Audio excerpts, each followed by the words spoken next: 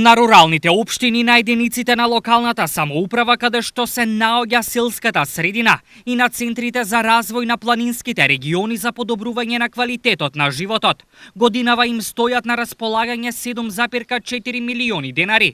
Како Карбинци планира да искористи дел од овие пари? Генерално, сите наши идеи за проекти се трпат од страна на граѓаните.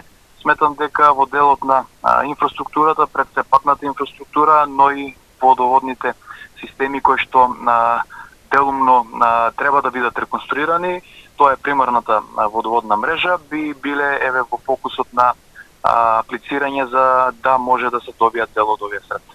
Освен за патна инфраструктура, телекомуникацијска мрежа, водоснабдување и канализација, предвидени са и откупни зелени сточни пазари. Веќе во комуникација со Министерството за земјоделие размислуваме и во таква насока да се движиме.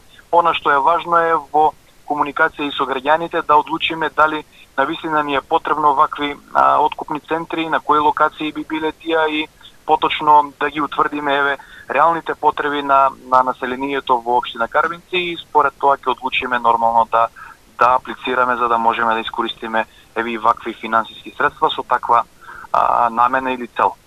Неоправданата финансиска подршка по барање на корисникот може да се добие во вид авансна исплата од 20% од вредноста на одобрените трошоци или на 2 рати, а може и во согласност со фазите на реализацијата.